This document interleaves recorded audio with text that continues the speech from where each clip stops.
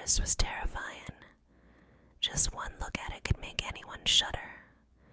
The black trees stood tall and twisted, like the arthritic fingers of an old woman reaching out from the ground. The silence was dead, so absolute it felt unnatural. No birds sang, no mosquitoes buzzed, and there wasn't even the faintest breeze. The grass beneath our feet was yellow and brittle, lifeless. A chill washed over my skin like an unexpected cold rain, and I found myself shivering. Instinctively, I took a step back. "Want to see what's in there, in that thicket?" Kira asked, her voice eager. I don't. I feel something's off." My voice was low, barely more than a whisper. "Oh, come on. I thought you said you were a witch.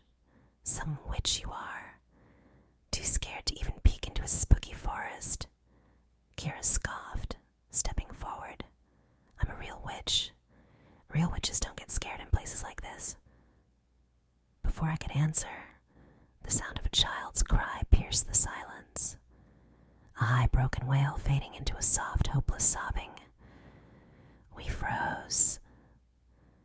"I heard kids sometimes go missing around here." Kira whispered more to herself than to me. "I'm gonna check it out." "No, don't.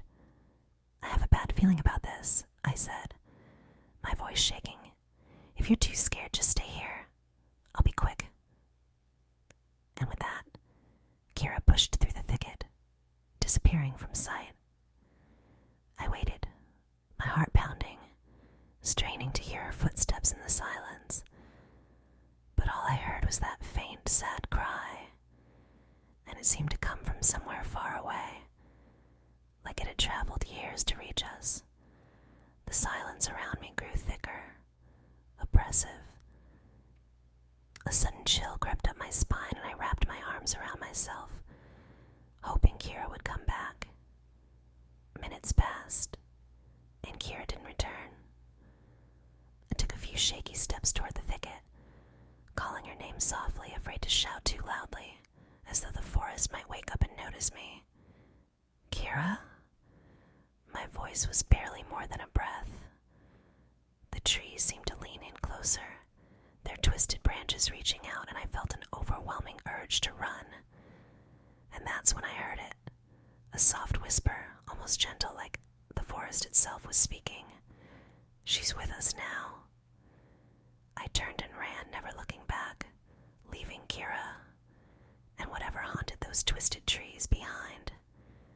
I ran, my steps crashing through the brittle grass, desperate to get away from that voice. My heart pounded so loudly I could barely hear anything else, but I forced myself to slow down and listen. The forest had returned to its dreadful silence. I stopped, catching my breath, glancing back to where Kira had disappeared. Had I really heard that voice? It felt impossible. It had been like a whisper carried on a dead wind, gentle yet filled with a malice that seemed to cling to my skin. But Kira, she was my best friend. I couldn't just leave her. With every ounce of courage I had left, I turned and walked back toward the thicket, pushing through the dense branches. "Kira?" I called, my voice trembling.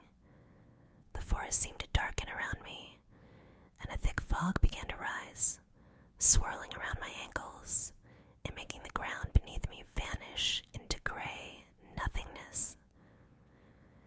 I called her name again, louder this time, but the only response was the faint echo of my own voice. Then I saw something. Through the thick fog just beyond the trees there was a faint glow, like the flicker of a candle. "Kira." I moved toward it, my hand outstretched, as if reaching for her. The light flickered, then grew brighter, forming a shape, a small figure, hunched and pale, with large hollow eyes.